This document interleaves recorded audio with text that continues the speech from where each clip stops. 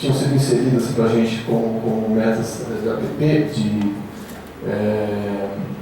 espaços territorialmente protegidos, o que nós optamos? Nós iniciamos um trabalho, assim, temos esses levantamentos, de quais municípios, fizemos um levantamento assim, quais municípios têm áreas especialmente protegidas, têm hortos florestais, têm estudos de conectividade, têm estudos ambientais municipais. A gente começou a fazer esse levantamento para tentar identificar aonde que a gente poderia prioritariamente começar a atuar. Acontece que nesse meio tempo, por circunstâncias aí que foram ocorrendo durante o ano, a gente começou a fazer um trabalho de aproximação em conjunto com o Comitê PCJ e a Agência PCJ. Né? Nós temos privilegiado, né? Somos privilegiados nesse aspecto de estarmos numa região em que o Comitê de Bacia nosso é reconhecido por aí como, se não o melhor, um dos melhores do Brasil em termos de estruturação, de eficiência. A gente pode, logicamente, ter todas as críticas dos que eu sei que vários aqui já participaram do Comitê PCJ, mas isso é um fato que quem conhece a estrutura do Brasil aí tem citado.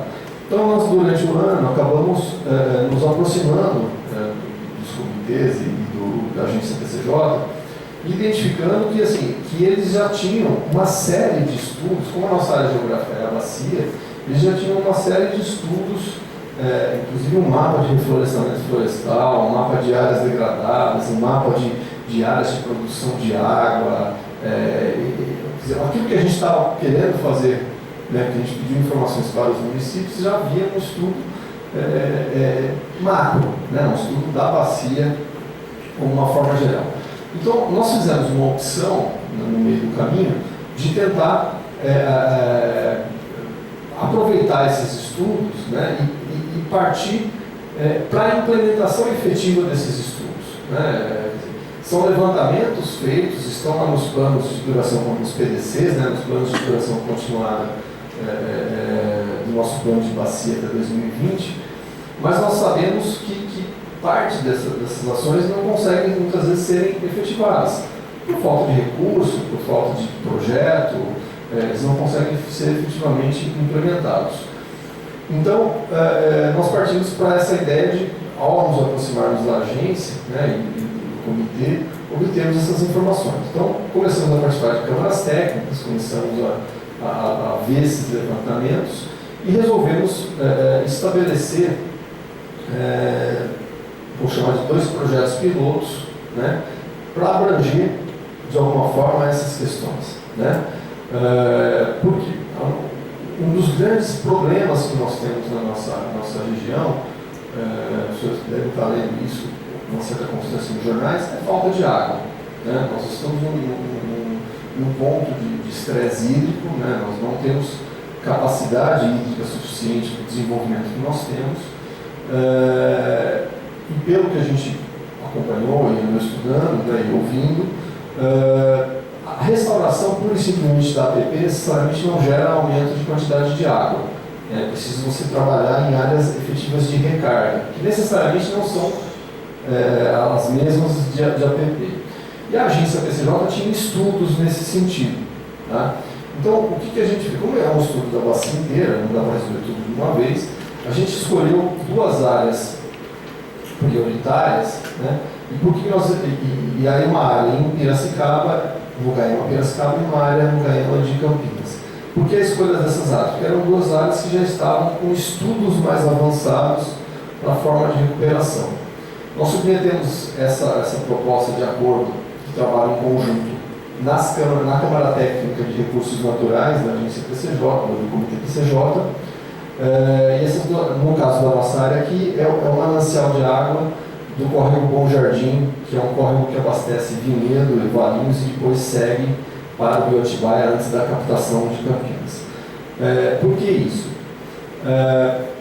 Nós temos na nossa atuação, né, de meio ambiente, quando a gente tem uma identificação de um processo de recomposição, né, como é que a gente atua? O proprietário que faz uma degradação, ele vai replantar, vai recuperar a própria área que ele degradou, ou quando normalmente a proporção ela é muito maior de recomposição do que o que foi degradado, falta área. E aí, normalmente, vai se buscar ou no banco de áreas da Secretaria de Meio Ambiente, que hoje tem poucas áreas indicadas, ou mais tradicional é pedir para a Prefeitura.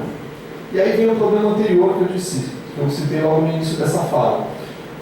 A gente oficiou os municípios, praticamente nenhum tem um estudo de recomposição florestal no seu município. Então, o que o município faz mais tradicionalmente? Ele indica as áreas que ele entende como necessárias. Então, ele vai lá e indica uma praça tal, ele indica uma área X no município, assim, áreas que ele tem lá, que ele entende, quando não há, eu já enfrentei esse problema lá em Valinhos, não há sobreposição, ele indica 2 vezes a mesma área, então 2 projetos simultâneos. Então, assim, tem função ecológica? Tem, você vai criar microclima em determinadas regiões, mas o ganho ambiental efetivo que nós estamos passando hoje é relativamente pequeno. Então, qual foi a ideia, qual é a ideia que nós estamos atuando nessa parte? A gente vai, não se tem uma experiência pelo menos nós não temos na nossa região, de como fazer uma recomposição de uma região inteira. Você tem, o que eu falei, você tem a compensação do proprietário que fez um dano X e foi para um determinado local, mas uma recomposição de uma área considerada manancial de abastecimento público que está em grau de degradação, não se tem essa experiência. Porque isso envolve diversos proprietários, cada um com um nível social diferente, cada um com uma experiência diferente, cada propriedade com um grau de degradação diferente. Eu vou ter propriedade com APP relativamente conservada, vou ter propriedade com APP destruída, vou ter propriedade sem reserva legal. Então, assim, não se tem essa experiência. Então, o que a gente fez? A gente pegou esses 2 estudos, que é o Rio Corumbataí, uma região ali para cima, perto de Analândia, e o Córrego Bom Jardim, porque eram os 2 que estavam em estudos mais avançados. Nós sabemos que existem áreas piores, mas quando a gente discutiu isso na Câmara Técnica de Recursos Naturais, o que foi citado? Não adianta agora pegar uma outra área que está pior, e iniciar todo um estudo, até fazer um estudo, levantamento de áreas e tal. Nós optamos por pegar algo que já estava um pouco mais avançado, para a gente poder, entre aspas, aprender como é que a gente faz uma recuperação com essa magnitude. Porque existem diversos problemas de ordem prática e jurídicos. Um deles é aquela questão, como é que nós, promotores, vamos chegar numa propriedade, chamar o proprietário e falar, o senhor vai ter que recuperar. Só que nós vamos olhar essa propriedade em tudo, se ela tem poço artesiano, se ela tem reserva legal, se ela tem APP, qual é a regularização, se ela está com saneamento básico, se tem fossa, se a fossa está regularizada, como é que é a nossa participação em relação a isso, como é a participação da agência nisso, como é a participação do proprietário, como é que eu destino recursos públicos para uma área de um particular, como é que eu comprometo aquele particular a manter aquele reflorestamento efetivamente após. Esse proprietário vai receber dinheiro por esse reflorestamento, não vai ser. A gente elencou, já fizemos 2 reuniões lá na agência TCJ, elencamos uma série de problemas de ordem prática que precisam ser resolvidos. E a ideia nesse tudo, o que é? É a gente convergir, melhor dizendo, convergir todos os TACs que o Ministério Público tiver em determinado momento para a recuperação daquele ponto específico, para que a gente consiga, num espaço médio, vamos falar assim, iniciar uma recuperação efetiva daquela área de proteção. Bom, então essa é uma ideia que a gente tem, que nós estamos começando a trabalhar em relação a esses espaços territorialmente protegidos. Na questão da APP e da reserva legal, nós temos um programa de ordem legal, que alguns lugares elas estão atuando, que já vinham atuando, e nós estamos numa situação assim. O Código Florestal novo foi publicado, está vigente, e ele muda totalmente esse sistema que diminui a quantidade de APP e de reserva legal dependendo da situação do imóvel. Existem ações diretas de inconstitucionalidade movidas pelo Ministério Público contra essas regras que nós entendemos que diminuíram a proteção ambiental pelo novo Código Florestal. Acontece que essas essas ações ADIMs, né, essas ações diretas de inconstitucionalidade, ainda não foram dadas nem a liminar, elas foram ingressadas no final do ano passado, se não me engano, geral, acho que foi.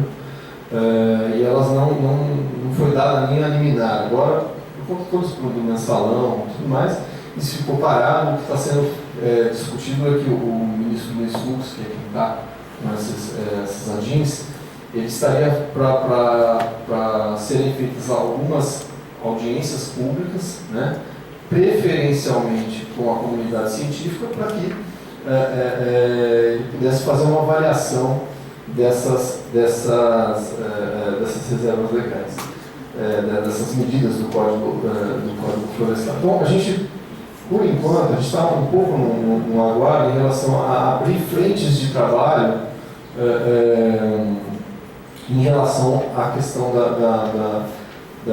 de identificar grandes propriedades e começar a implementar a reserva legal. A gente está um pouco reticente ainda em abrir essas frentes de trabalho, né?